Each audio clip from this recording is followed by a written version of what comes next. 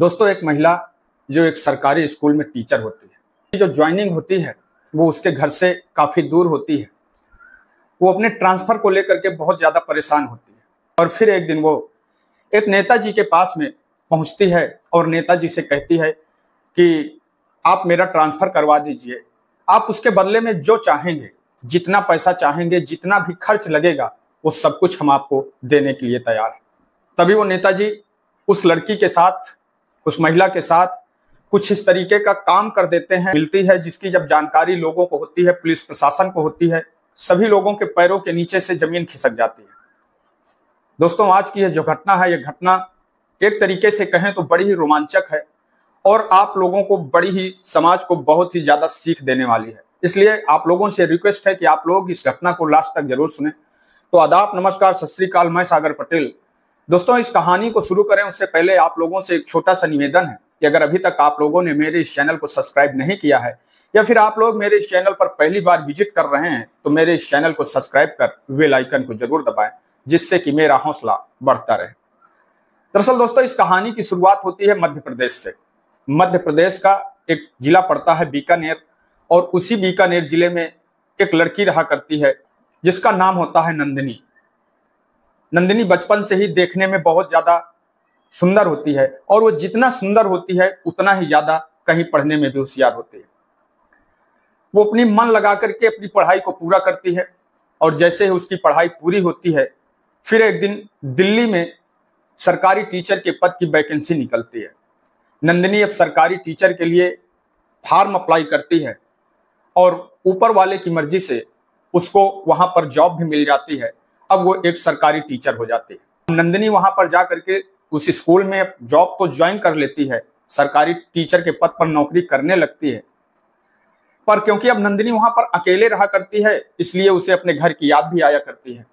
वो अक्सर यही सोचा करती है कि आखिरकार वो अपने घर कब जा पाएगी, क्योंकि उसके घर पर उसके माता पिता होते हैं, उसके भाई बहन होते हैं, पर नंदिनी जो अब अकेले अपने घर को छोड़ करके वहां दिल्ली में रहा करती है, वो काफी परेशान हुआ करती है कि कहीं उसका ट्रांसफर हो जाए, कहीं उसका ट्रांसफर हो जाए। अपने ट्रांसफर को लेकर के वो हर दिन किसी न किसी से बात किया करती है। अपने ऑफिस जाती है, अपने ऑफिस में बात करती है, अपने उच्च अधिकारियों से बात करती है।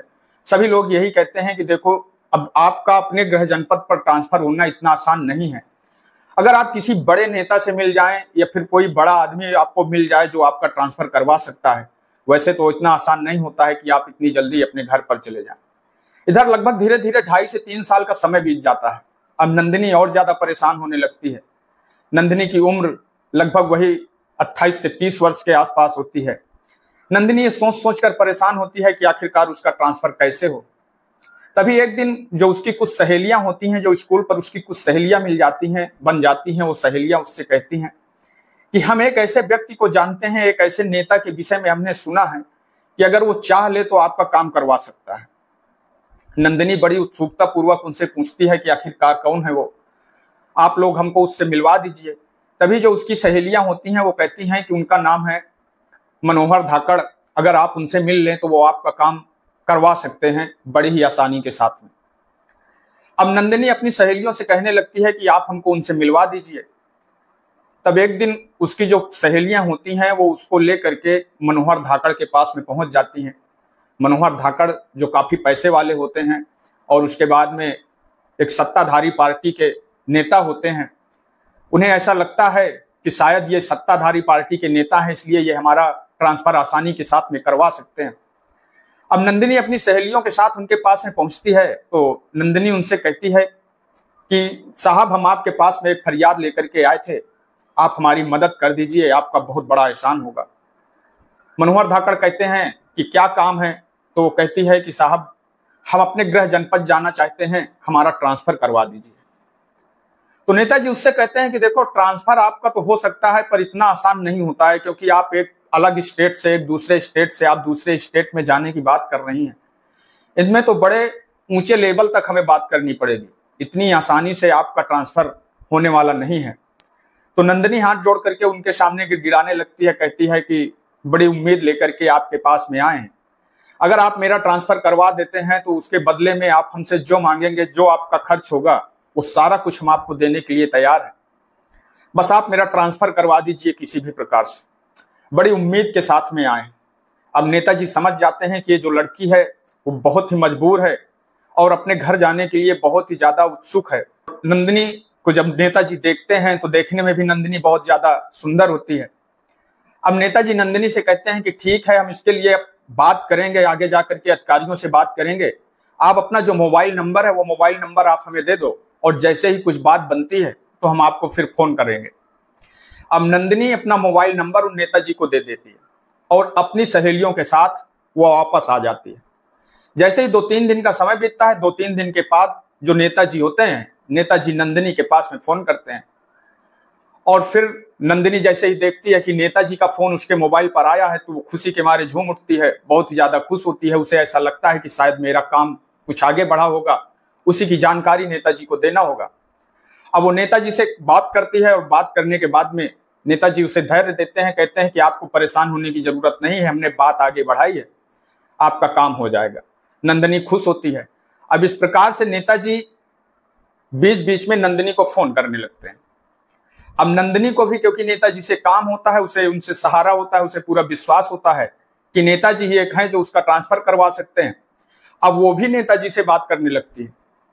इस तरीके से जब बात करने का सिलसिला चालू होता है तो धीरे धीरे नेताजी की और नंदिनी की काफी ज्यादा जब बातें होने लगती हैं तो एक दोस्ती वाला रिश्ता हो जाता है। यानी कि नेताजी से जो नंदिनी का परिचय होता है बहुत गहरा हो जाता है। और तभी लगभग जैसे 2-2.5 महीने का समय बीतता है तो 2-2.5 महीने के समय बीतने के बाद एक दिन नेताजी नंदिनी को फोन करते हैं और फोन करके नंदिनी से कहते हैं कि आज आप शाम को हमसे मिलिए, हम लोग एक होटल में बैठते हैं और बैठ करके आपके ट्रांसफर के बारे में कुछ बात करते हैं, कुछ बात करनी है और हम लोग वहीं आज शाम का जो डिनर है उसी होटल में करेंगे। नंदिनी बड़ी खुश होती है और खुश होने के बाद में वो उस होटल में पहुंच जाती है। नेताजी भी वहां पर होते हैं। अब नेताजी नंदिनी से अब दोनों वहां पर होटल में बैठ करके खाना पीना खाते हैं और खाना पीना खाने के बाद नेताजी नंदिनी से कहते हैं कि नंदिनी, हम आपसे एक बात कहना चाहते हैं। नंदिनी कहती है कि क्या बात है? कहते हैं कि हमें आपसे थोड़ा सा काम था, अगर आप हमारा काम भी कर देती तो हमारी भी इच्छाएं पूरी हो जाती और हमें भी मजा आ जाता, बहुत ज्यादा खुशी मिलती। नंदिनी समझ नहीं पाती है। नंदिनी कहती है कि आप क्या कह रहे हैं, आपका ऐसा कौन सा काम है जो हम आपका काम कर सकते हैं? नेताजी कहते हैं कि अगर आप चाहो तो वो केवल काम आप ही कर सकती हो, पर हमें ऐसा नहीं लगता कि आप हमारा काम करेंगी। आप हो सकता है कि हमारे काम को मना कर दें।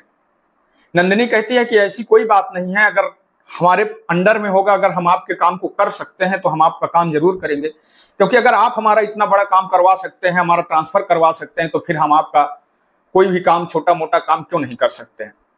नेताजी अब समझ जाते हैं कि नंदिनी उसके बातों में फंस चुकी है और जैसे ही वो मौका देखते हैं तो नेताजी नंदिनी से कहते हैं कि नंदिनी, मैं एक रात आपके साथ बिताना चाहता हूं, एक रात का समय आपसे चाहता हूं।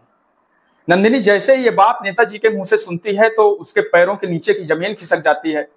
वो सोचने लगती है कि आखिरकार नेताजी क्या कह रहे हैं, पर वो चाह करके भी नेताजी के ऊपर नाराज नहीं हो पाती है, नेताजी को गुस्सा नहीं कर पाती है और चुपचाप थोड़ी देर बैठी रहती है। तभी नेताजी कहते हैं कि हम पहले ही जानते थे कि आप हमारा काम नहीं करेंगी, आप हमारे काम को जरूर मना कर देंगे। नंदिनी बहुत देर तक शांत रहती है और शांत रहने के बाद में कहती है कि चलिए ठीक है, अगर आप ऐसा कहते हैं और मेरा अगर आप ट्रांसफर करवा देते हैं तो मैं आपका यह काम करने के लिए भी तैयार हूं। अब नेताजी खुश हो जाते हैं और खुश होने के बाद में उसी रात ये फैसला करते हैं दोनों कि आज की ही वो रात होगी जिस रात में हम लोग एक साथ घूमेंगे, मौज मस्ती करेंगे। उस होटल से नेताजी निकलते हैं, अपनी गाड़ी में ड्राइवर की सीट पर बैठते हैं, नंदिनी पाछे की सीट पर बैठ जाती है और उसके बाद में नेताजी अपनी गाड़ी को लेकर के दिल्ली मुंबई हाईवे पर पहुंच जाते हैं। दोनों के बीच में कुछ इसी तरीके से बातें हो रही होती हैं। नंदिनी जो अंदर से कुछ सोच भी रही होती है, पर नेताजी की बातों का बीच बीच में जवाब देती जाती है।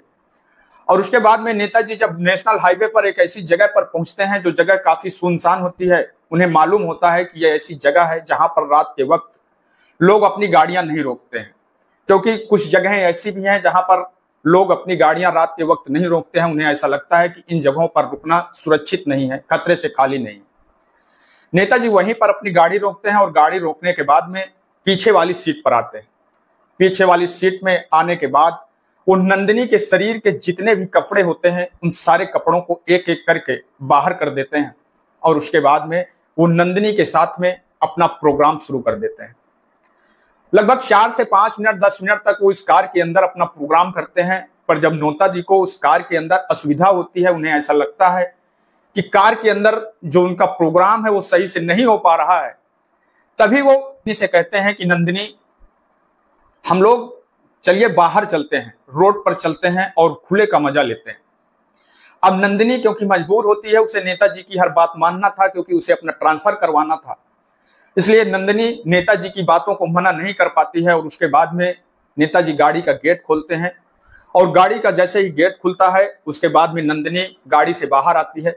नंदिनी के शरीर पर एक भी कपड़े नहीं होते हैं और उसके पीछे पीछे फिर नेताजी बाहर आते हैं। और जैसे ही वो दोनों लोग बाहर आते हैं, बाहर आने के बाद में हाईवे पर ही गाड़ी की साइड पर जाते हैं और हाईवे पर ही वो लोग कुछ इस तरीके का काम करने लगते हैं कि जैसे दोस्तों शायद उसको कहना नामुमकिन है।